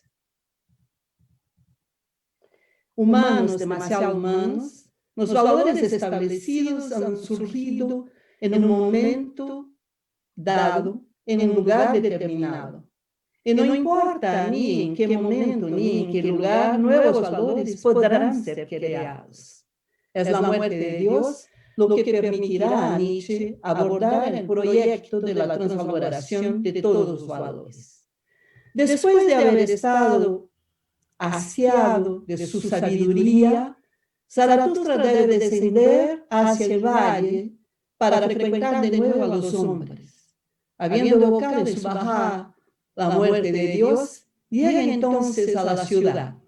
Se dirige al pueblo reunido en la plaza del mercado diciéndole: yo os enseño el ultrahombre. El hombre es algo que debe ser superado. En estas circunstancias, Zaratustra exhorta a sus oyentes a permanecer fieles a la tierra. Si antes el más grande delito era el cometido contra Dios, ahora es un sacrilegio aún más grande cometer un delito contra la tierra. Si en el pasado el alma despreciaba el cuerpo, ahora es el cuerpo el que deja claro la miseria del alma. Si antes era el hombre concebido como una criatura en relación con el Creador, quien daba un sentido a lo que lo rodeaba, ahora el hombre no es más que un puente hacia el ultrahombre. En varios pasajes de Así habló Zaratustra, Nietzsche se centrará en aclarar cómo concibe esa noción. El ultrahombre se sitúa más allá de las viejas dicotomías del pensamiento metafísico. No se identifica con el sujeto, concebido como un sustrato que produce efectos, realiza actividades y posee unas propiedades. No se confunde tampoco con el yo, entendido como una totalidad independiente, completa, idéntica a sí misma, permanente y unitaria. El ultrahombre no se hallará entre los individuos superfluos, demasiado numerosos, no vendrá a promover un cambio político. Estrechamente vinculada al proyecto de transvaloración de los valores, la noción de ultrahombre indica la necesidad de una completa inversión de la cultura occidental, instando al pueblo reunido en la plaza del mercado a permanecer fiel a la tierra. Zaratustra viene a indicar que, al contrario de los que preconizan el pensamiento metafísico y la religión cristiana, no es en el mundo trascendente el que debe ser tomado como sede de los valores. Considerando la transvaloración de todos los valores como una empresa al mismo tiempo destructora y creadora, la asocia directamente a una concepción distinta de la humanidad. Hasta ahora es el hombre concebido como una criatura en relación al creador el que ha valorado y establecido como fruto de su valoración unos valores que han desvalorizado la tierra, depreciado la vida y despreciado el cuerpo. Así pues, es necesario combatir estos valores con el fin de hacer surgir otros. Como criatura y creador de sí mismo, el ultrahombre apreciará los valores que estarán en consonancia con la tierra, con la vida, con el cuerpo. Zaratustra, máscara de Nietzsche, aparece como el anunciador del ultrahombre. Él mismo se presenta de esa manera. Yo amo a todos aquellos que son como gotas pesadas que caen una a una de la oscura nube suspendida sobre el hombre. Ellos anuncian que el rayo viene y perecen como anunciadores. Mirad, yo soy el anunciador del rayo y una pesada gota que cae de la nube. Mas ese rayo se llama ultrahombre. Muchas gracias. Muchas gracias, Carles. Vamos a seguir ahora con Víctor Berríos. Víctor es profesor titular en el Departamento de Filosofía de la UNCE en Santiago de Chile. Pertenece al Seminario Nietzsche Complutense y a la Red Iberoamericana de Estudios Nietzscheanos. Ha publicado diversos artículos en revistas científicas. Ha realizado una edición crítica de artículos inéditos de Pepe Jara. Actualmente realiza el proyecto de investigación Nietzsche-Foucault y el cuidado de sí. Te escuchamos. Buenas tardes, muchas gracias por la invitación y un saludo para todos, ¿no? Y todas también. Leeré un breve texto que he preparado para la ocasión y, bueno, allí va para ustedes. La filosofía de Nietzsche es el juego de la multiplicidad y la pluralidad de máscaras. Máscaras que dejan fuera de juego la ficción de la profundidad, de la unidad, de la interioridad. Máscaras que representan la superficie, la piel y el cuerpo. Así, Dioniso es la diversidad de máscaras. El filósofo artista es el pensador en la pluralidad de las máscaras. Y el ultrahombre es la máscara de la multiplicidad. Una multiplicidad que recibe y concentra todas las intuiciones y luces del pensamiento de Nietzsche. Es la expresión filosófica de la plasticidad de su pensamiento. Por eso, es la máscara más compleja y, en un sentido, la más filosófica.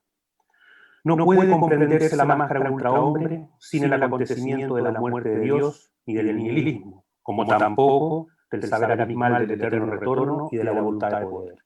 Por eso es la máscara de lo múltiple. Esta máscara es el mensaje dado al hombre sobre el hombre. Debe desaparecer, pero esa desaparición no es su muerte definitiva, sino su transformación. Transformación de sí, individual, colectiva y cultural. Ese es el sentido, el para qué del diagnóstico nietzscheano. Por eso, y al contrario de lo que pudiese creerse, el hombre es lo que efectivamente le interesa a Nietzsche. Nietzsche ama profundamente al hombre, y por eso el ultrahombre es la promesa, que es la manifestación de ese amor incondicional por el futuro del hombre. Así, el ultrahombre es la máscara de la promesa y la exigencia de que ese hombre debe transformarse y mutar permanentemente. Es la promesa más política de Nietzsche. Promesa que no es ni utopía ni ideología, porque no propone orden ni seguridad, sino un llamado a la autotransformación. Y es política porque reconoce que esa transformación individual y común supone una lucha, un enfrentamiento, un choque de espadas con otros y consigo mismo. Hoy, en medio de una pandemia que ha desnudado un sistema que siempre supimos global y vampírico, un modelo que apela a una libertad ficcionada, sin negatividad, tensión y resistencia, sino solo la expresión desmedida del deseo artificial y que deja sin fuerzas a los ciudadanos del mundo, la promesa del ultrahombre se vuelve más necesaria que nunca. La actualidad del pensador intempestivo precisamente se juega en esta promesa. Ella nos hace recordar que aún debemos enfrentarnos al hombre de la modernidad, de la acumulación y del capital, tal como lo denunció Nietzsche. Por eso, contra las malas lecturas que interpretan al ultrahombre de Nietzsche como ejemplo del hombre neoliberal y atlético, fascista y nacionalista, criminal y amoral, debemos seguir insistiendo en un Nietzsche que apela, bajo la máscara del ultrahombre, a la crítica, a la tensión y a la resistencia frente a lo impuesto. Y debemos hacernos cargo de la tarea de pensar cómo debe ser ese ultrahombre. Pues la promesa hecha al hombre por Nietzsche no posee definiciones ni contenidos. Esa tarea es política y filosófica, porque debe recuperar las fuerzas que la cultura occidental ha dejado en un segundo lugar. El cuerpo, la animalidad, la diferencia, la alteridad y los instintos, para que desde esa recuperación problemática pueda pensarse como nueva posibilidad de habitar la Tierra. Por eso, en este nuevo aniversario de la muerte del filósofo que más ha impactado en nuestra contemporaneidad, es necesario seguir insistiendo con Nietzsche en la transformación del hombre y su mundo, un mundo demasiado viejo y agotado. Muchas gracias. Bueno, muchísimas gracias, Víctor. Vamos a ver si les sorpresa. Bueno, el perro tiene que callar, sí. Virginia Cano, bienvenida. Virginia es investigadora adjunta del CONICET, es profesora adjunta de ética en la Facultad de Filosofía y Letras de la Universidad de Buenos Aires, y es además de docente e investigadora, activista lesbiana y feminista. Virginia, bienvenida. Te escuchamos. Gracias, chiques. Bueno, primero agradecer y celebrar esta ocasión de encuentro y de celebración justamente de un pensador que tanto ha hecho por nosotros. Nietzsche es un pensador terrible, abismático, peligroso, seductor, polémico, conmovedor. Es difícil atravesar su lectura sin que algo tambalee dentro de nosotros. Nietzsche es, como dice mi queridísima maestra zaratusтрana Mónica Cranolini, un pensador del temblor, del riesgo, portavoz de esos peligrosos quizás que solo llegan cuando se está dispuesto a perder algo de sí, incluso a salir brutalmente herido, pues a eso nos arriesga la filosofía nietzscheana, a salir heridos de muerte y de vida. Nietzsche ha destinado unos cuantos golpes de escritura a muchos de los ideales, valores y conceptos venerados por la tradición filosófica y la cultura de su época. Bajo sus cuchillos han sangrado los dioses, la ciencia, la moral, la razón, la religión, entre otros, pero también, en el filo de su pensamiento, ha habido lugar para la invención de ficciones teóricas, de máscaras conceptuales y de figuras especulativas, para decirlo con Donna Haraway. Una de ellas, de estos nudos de cuerdas nietzscheanos, es la del ultrahombre, ese más allá del hombre que invoca Zaratustra mientras clava su herida en uno de nuestros valores más preciados, la humanidad. Luego de gozar 10 años con su espíritu y su soledad en la montaña, Zaratustra regresa a los hombres por amor, con un regalo, con una enseñanza. Yo os enseño el ultrahombre, el hombre es algo que debe ser superado. Con esta sentencia Zaratustra anuncia el rayo, la demencia y el conjuro del ultrahombre. El ultrahombre, dice, es el sentido de la tierra. Diga nuestra voluntad sea el hombre el sentido de la tierra. Yo os conjuro, hermanos míos, permaneced fieles a la tierra y no creáis a quienes os hablan de esperanzas sobreterrenales. Son envenenadores, lo sepan o no. Frente a los hombres, a esos animales enfermos de trasmundos y de humanidad, Zaratustra invoca al ultrahombre y al sentido de la tierra. Porque ser la afirmación de un más allá de nosotros mismos y de nuestra singular manera de habitar el mundo. Por eso Zaratustra ama a los hombres que saben que no son meta, sino más bien un puente, un ocaso, un pasaje hacia otro lado. Hace más de un siglo Nietzsche nos desafiaba a pensar en el crepúsculo de la humanidad, a imaginar vidas y muertes más allá de los límites ontológicos, éticos y políticos, humanos demasiado humanos. La filosofía de Nietzsche practica una estética del desapego frente al humano y nos propone un ejercicio de imaginación filosófica, poner en jaque una de las ficciones centrales y constitutivas de nuestros modos de pensar, de sentir, de hacer, de vivir y de morir. Para decirlo de otro modo, el ultrahombre es una llamada a correr el riesgo de dejar de ser quienes somos, a perder la vara de la humanidad con la que pretendemos medirlo todo, sin caer por ello en la afirmación trascendente de un transmundo. Dice Anne Furmantel en el elogio del riesgo, correr el riesgo de la inmanencia es rechazar cualquier transmundo, como decía Nietzsche, y apostarle solo al mundo de aquí, que no obstante rebasa infinitamente nuestra percepción. Es esta inmanencia desbordante, esta afirmación de una mirada que se sabe frágil e injusta con todo lo que la rebasa, esta apertura a una aquí múltiple, aquello que nos regala el ultrahombre.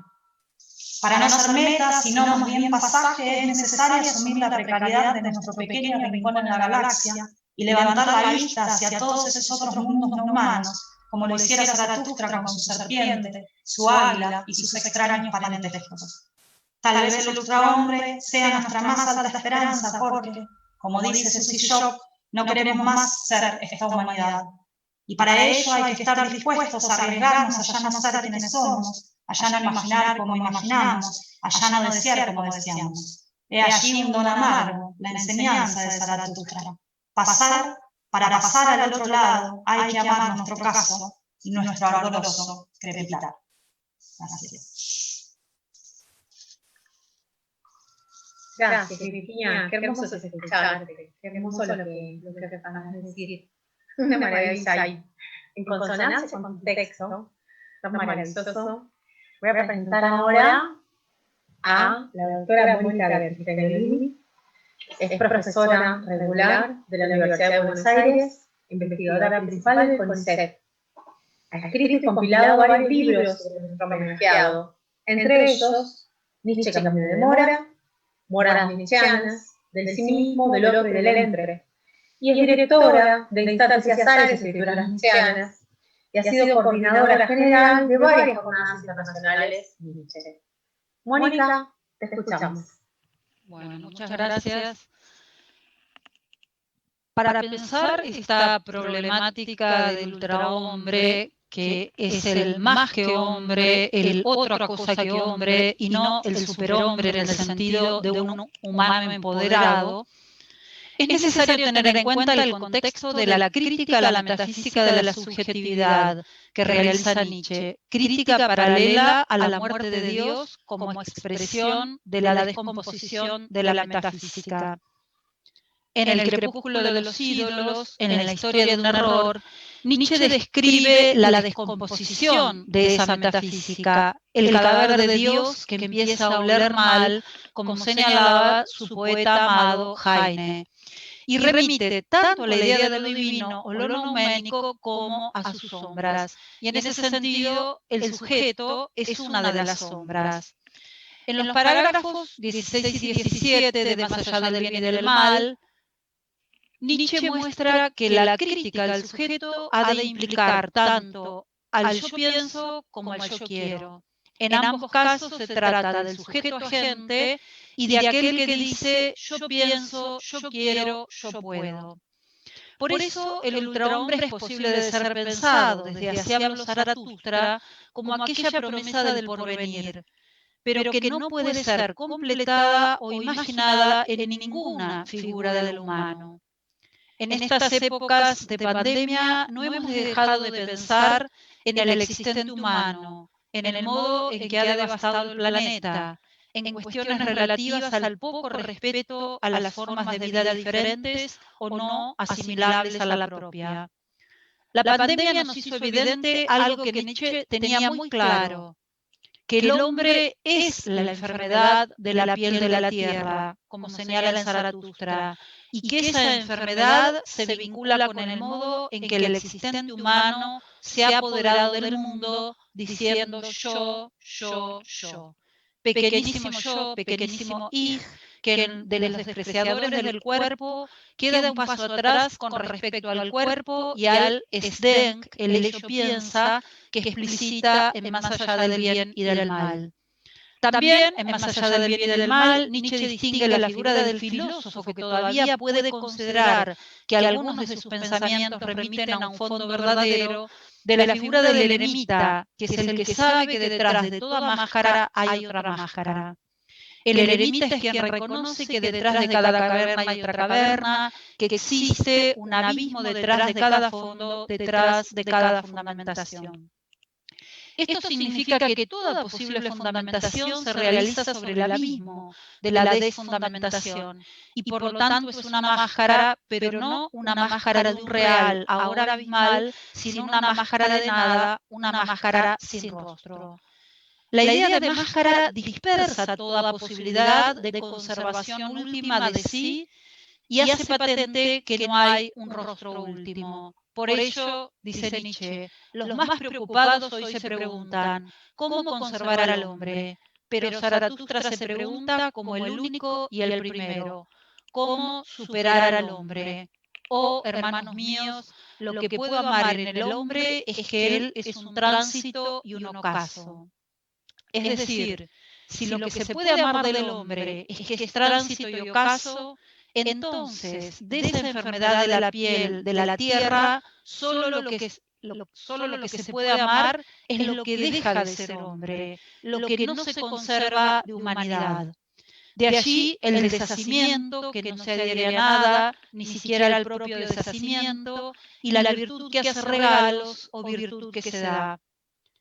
Yo pienso que estos son los dos modos no atributivos, sino paradójicos, de ese otro modo de ser diferente que es el ultrahombre. ¿Por qué paradójicos? Porque indican modos de la pérdida frente a la lógica atributiva de la metafísica occidental que pide la conservación de sí. Por ello, siempre digo que Zaratustra es el maestro de las despedidas, del decir adiós a todo intento conservador de una supuesta doctrina. El perspectivismo es en parte una metódica filosófica de la despedida. En las líneas finales del archipiélago, Massimo Cacciari señala: ningún pensamiento, ningún arte podrá decir el ultrahombre. Yo creo que podemos dar rodeos en torno a ese otro modo de ser y por ello podemos pensarlo como algo más allá de la figura del hombre del mercado, el último hombre, el que dice todo para mí, y que en esta pandemia se nos ha revelado desde el modo apropiador, extractivista, aniquilador de las formas de vida que se realiza en el biocapitalismo. A ese modo de ser, ojalá que podamos darle la despedida, tanto como se la da Zaratustra a los hombres superiores en la cuarta parte del libro. Allí, al final de la obra, el signo del ultrahombre lo constituyen el león que ríe y la bandada de palomas.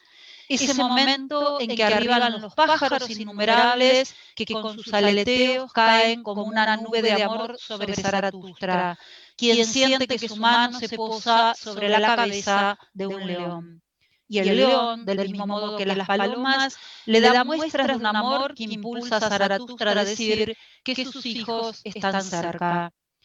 En esa nube de amor que irrumpe está, según mi parecer, algunas de las palabras que podrían decir algo, o indicar algo, o señalar algo del ultrahombre. Gracias, Mónica.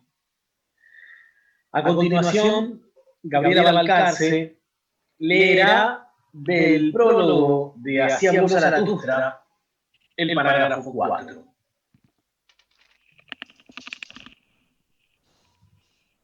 El hombre es una cuerda tendida entre el animal y el ultrahombre. Una cuerda sobre un abismo. Un peligroso pasar al otro lado. Un peligroso caminar. Un peligroso mirar atrás.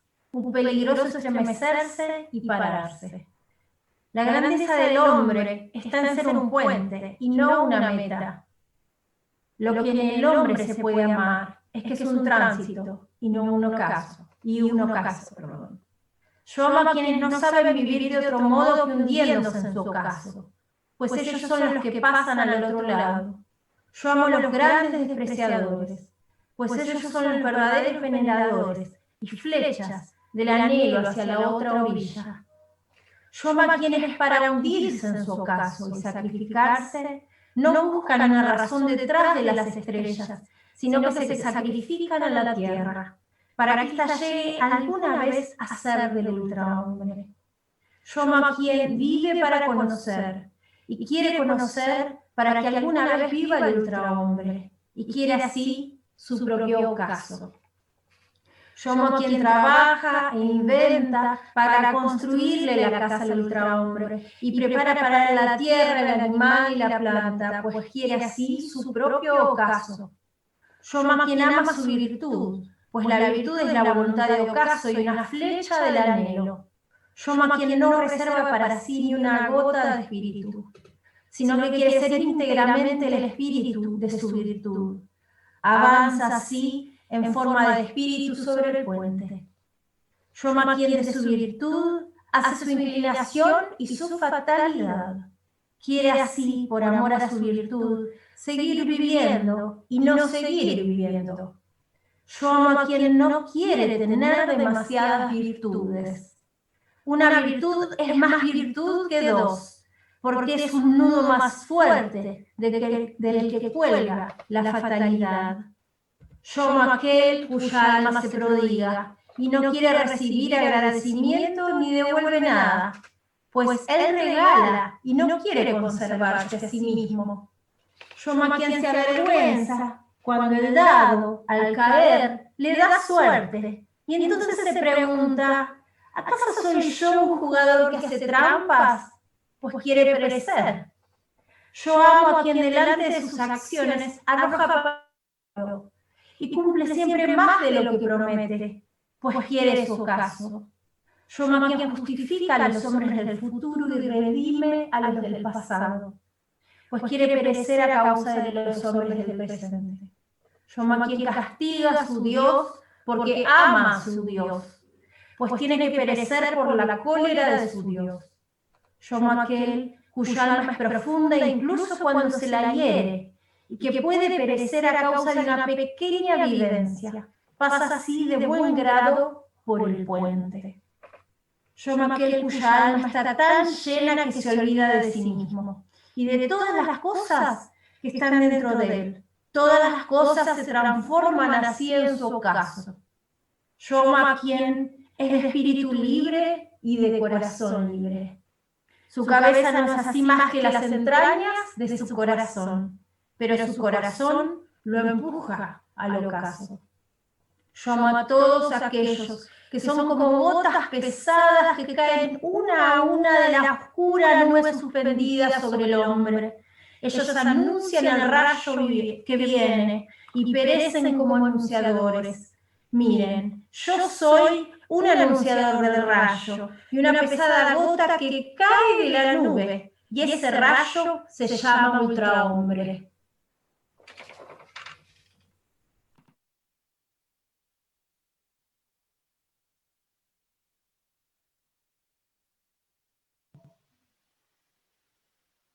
Gracias, Gabriela.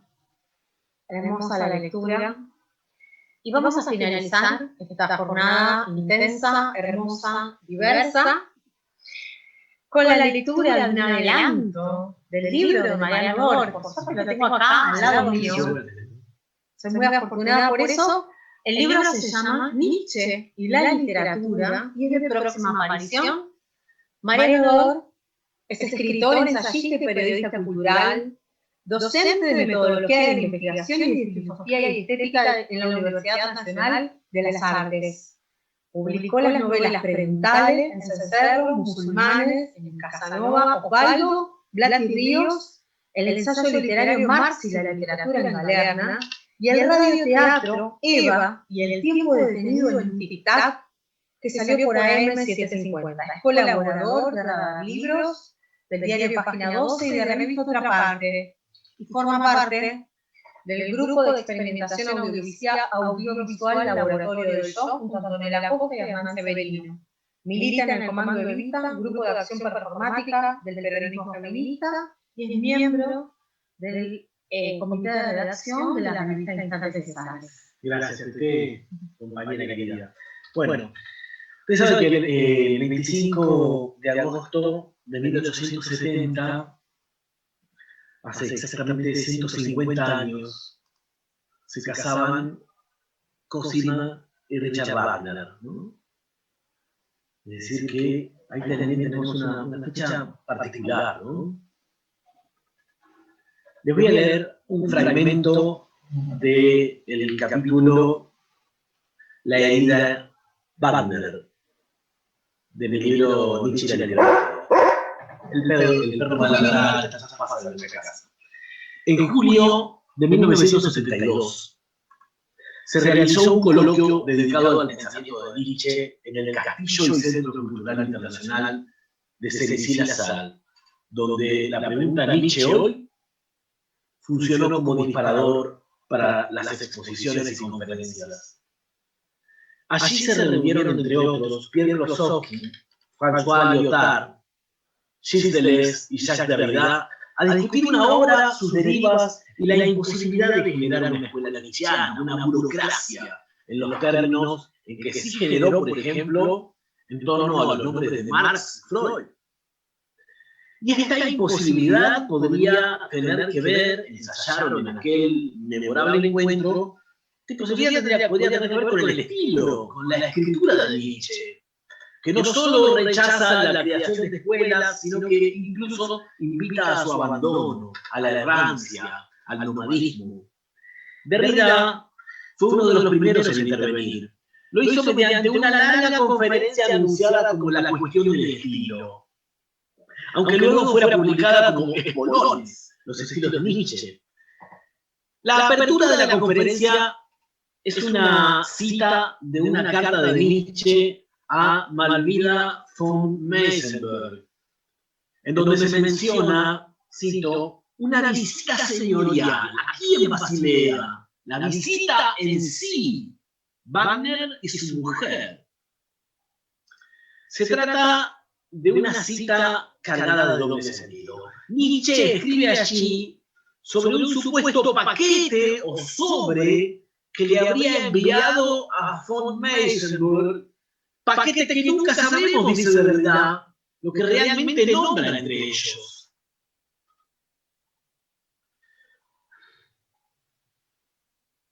Luego se menciona el silencio sepulcral, o de tumba, en que se encuentra Nietzsche desde cierto tiempo. Y recuerda un encuentro entre ellos en Basilea. Recién después aparece la idea de la visita en sí, Wagner y su mujer, Cosima. En aquellos días comenzaba un romance entre Derrida y Sylviane Agassinsky, con quien mantendría una relación durante muchos años. Permítaseme escribir aquí en nombre propio. Repito entonces el gesto de Baudelaire en su texto sobre Tannhäuser en París. En una ocasión, en un seminario sobre el pensamiento de Derrida, la doctora Mónica Beatriz Carignolini, la mujer que me lo enseñó todo en lo que respecta a Nietzsche y Derrida, mencionó la relación amorosa entre Derrida y Agassinsky, de la que yo entonces no sabía nada. Mi sorpresa fue enorme. Me costó comprender la elección de Derrida que, estando unido en matrimonio con Marguerite Couturier, desplegase una relación extramatrimonial, incluyendo algunas de sus cartas de amor en uno de sus libros, La Fatal Capital. Cagnolini dio lugar a una sorpresa de segundo orden. Ella tampoco esperaba que la revelación sobre los amores de Derrida me llevara al terreno del escándalo. Esto la hizo reír. Mientras yo permanecía consternado, reaccioné como si el engaño, la simulación, incluso la seducción en Derrida no fueran algo esperable. Era cierto que podía ser algo probable, ahora sin embargo, como diría Nietzsche, era algo probado. ¿Acaso el mismo Derrida podía estar engañado con respecto a eso? Según varios allegados, Sylviane Agassinsky conserva alrededor de 1000 cartas de Jacques Derrida. Marguerite Couturier acaba de morir en París en marzo de 2020. En aquel coloquio sobre Nietzsche, Derrida anuncia que su toma y su tema será la mujer. Y cuando Derrida cita la carta a von Meysenberg, recuerda que es un escrito de 1872 y escribe entre paréntesis, nacimiento de la tragedia. El encuentro en Cerisy-la-Salle se daba en efecto a 100 años de la publicación del libro sobre la tragedia y su renacimiento en la música de Wagner. La conferencia de Derrida hace hincapié en dos cuestiones, la errancia y la mujer. Tanto la errancia como la mujer serán además formas de caracterizar a la verdad como tal. Es Nietzsche quien escribió en Más allá del bien y del mal que la verdad es una mujer y que los filósofos no saben nada de mujeres y por lo tanto tampoco saben nada sobre la verdad. En la deriva, en la errancia derridiana, esto conduce a que no hay una verdad de la mujer ni una mujer de verdad. No hay una esencia de la mujer ni una esencia de lo verdadero. Esto implica al mismo tiempo que no hay una verdad en el texto de Nietzsche. Cito, no hay una mujer, una verdad en sí de la mujer en sí. Eso dice al menos la antropología tan variada, la multitud de madres, hijas, hermanas, solteronas, esposas, gobernantas, prostitutas, vírgenes, abuelas, niñas pequeñas y grandes de su obra. Por esta misma razón, no hay una verdad de Nietzsche o del texto de Nietzsche. La obra de Nietzsche, entonces, estructuralmente emancipada de todo querer decir vivo, siempre puede no querer decir nada, no tener ningún sentido decidible, jugar paradójicamente al sentido, deportarse por injertos sin fin, fuera de todo cuerpo contextual o de todo código finito. ¿Qué quiso decir Nietzsche? Nunca lo sabremos. Nunca lo sabremos. Pero esta impotencia es fundamental en el modo mismo en que Derrida con Nietzsche entiende el problema mismo del sentido, de la verdad, del sentido de la verdad y del querer decir. Hay una estructura del simulacro que no permite fijar el sentido sin ejercer una violencia sobre el texto. Una violencia inédita, precisamente. ¿Qué le importa la verdad, la verdad? Es esta pregunta, y es en esta pregunta donde se encierra la cuestión de la mujer y de la verdad del corpus nietzscheano. A la verdad no puede interesarle la verdad más que como un juego de seducción, una estrategia, una apropiación de las máscaras, un maquillaje, un adorno. En este sentido, la búsqueda, el estudio de las interpretaciones queda inmerso en el camarín, en el tocador, frente a un espejo, no terminando nunca de prepararse para una cita. No hay verdad de la mujer ni mujer de la verdad, porque ella es la verdad misma, una verdad que es mismo mentira. arte, simulación, acting. La verdad es o está en el estilo.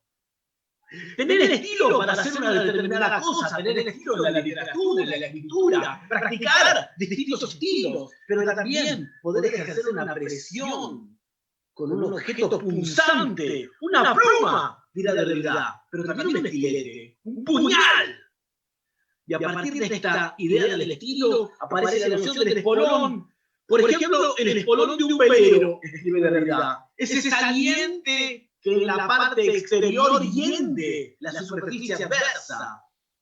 En su único libro estrictamente dedicado a Nietzsche, de realidad escribe sobre el espolón, cito, incluso siempre en términos marinos, esa punta rocosa llamada también espolón, que rompe las olas a la entrada de un puerto.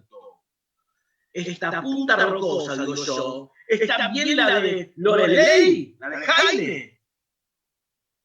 De realidad escribe que en la etimología de espolón está también spurn, un término usado por Mallarmé para despreciar, repudiar, rechazar con desprecio. El spur alemán es una traza, una estela, un indicio, una marca, dice de realidad.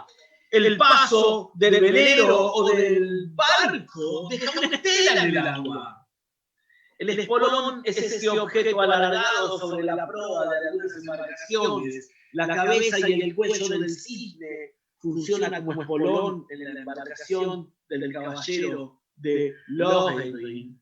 El holandés errante, el buque fantasma, también tiene su espolón. Es una punta que desgarra aquello con lo que se encuentra. Es una amenaza. Cito, desde que un viento se me opuso, con todo viento navego, dice Nietzsche al comienzo de la Bella Ciencia. Las olas son rechazadas por las piedras, los espolones. El viento hace bramidos como un toro. Nietzsche escribe sobre esto en el parágrafo de la Bella Ciencia que lleva el título de Las mujeres y su acción a distancia. Aquí aparece también un barco fantasma. Cito, tengo aún oídos. Soy solo oído y nada más. Aquí estoy en medio del ardor de la rompiente, cuyas blancas llamas se levantan hasta lamer mis pies. De todas partes vienen hacia mí aullidos, amenazas, gritos, estridencias, mientras que en la profundidad más profunda el viejo agitador de la tierra canta su aria, ronco como un toro que brama. Y al mismo tiempo marca un ritmo de agitador de la tierra que hace que incluso a estas monstruosas rocas templadas en las tormentas les tiemble el corazón en el cuerpo.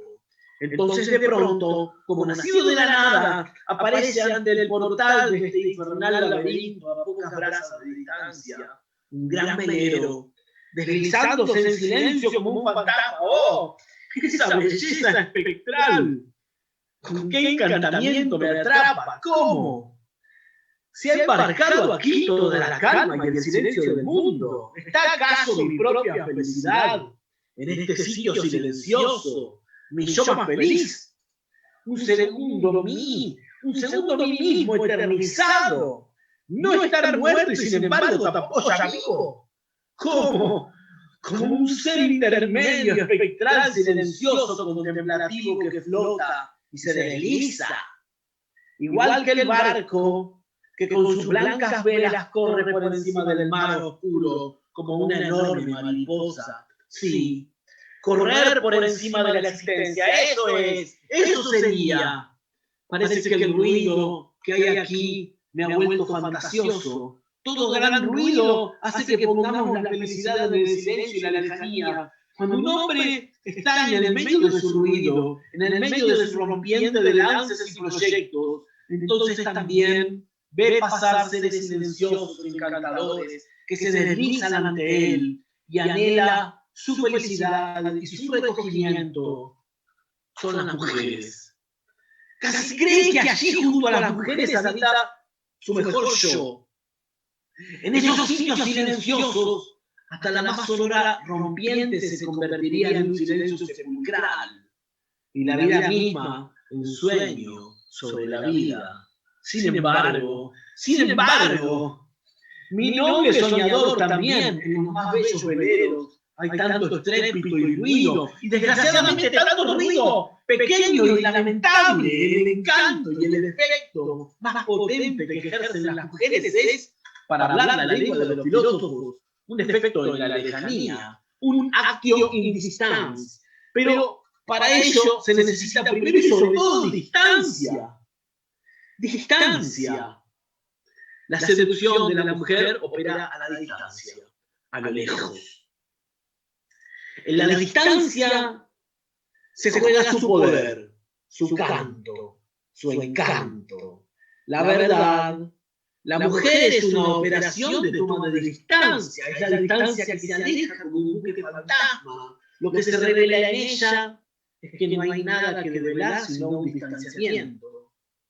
Espolón, espolear, spoiler, revelar, contar antes de tiempo. ¿Qué es tener estilo? ¿Qué es tener oído para la verdad? El espolón mantiene a cierta distancia las olas, las rechaza como el espigón. La escritura, el estilo, es una forma de tomar distancia de la verdad y al mismo tiempo una revelación. Por eso se habla también de el libro de las revelaciones. Nietzsche es el gran spoileador de la historia de la filosofía. Nos viene a cantar, a contar el final. Nos dice, al final no hay ni mundo verdadero ni mundo aparente. Dios ha muerto. La verdad misma es una ficción. Pero si la verdad es una ficción, ¿cuál es ese relato que Nietzsche spoilea? La verdad misma como estructura a la base del pensamiento y del orden de lo real. Spoilear es quitar el velo, correr las telas, las velas que se enarbolan, desplegar una defensa, abrir el paraguas antes de una tormenta. Y, a ver, Tete, volvé, compañera, pido por favor. Permiso. Compañera Tete. Es demasiada intensidad. No, por favor. Pero vamos a cerrar este evento. ¿No? Este evento hermoso. Yo te quiero hacer una pregunta. Maravilloso. ¿Qué me dirías si un demonio se deslizara a través tuyo y te dijese que este homenaje de los 120 años de la muerte de Nietzsche se va a repetir una y otra vez de manera infinita? Y cada gesto, cada desconexión, cada comentario, una y otra vez. ¿Qué me dirías, compañera? ¿Qué te diría? Te diría. Y este ha sido el homenaje. Muy bien. Otra vez. Gracias. Gracias a todos, a todas, a todos. Fue una maravilla. Gracias a todos los que nos siguieron por YouTube, que fueron muchas personas. Los aman a todos, son seguidores de todos. Miguel Ángel, tenés la gente fanática tuya, Katia, Rosa, Scarlett, Víctor, todos, Andrés, la cantidad de gente que ha escrito por el chat, Virginia, Darío Stanriver. Realmente es algo maravilloso haber compartido con ustedes. En este momento. Agradecemos mucho a todos los que siguieron la conexión y a todos los que lo van a ver también una vez que lo sepamos y que se pueda ver cuando ya no sea el 25 de agosto. Sí, es un honor compartir una noche con especialistas que ponen la erudición al servicio de compartir y de hablar entre todos. Realmente, muchas gracias a todos, todas y todos. Gracias por estar así,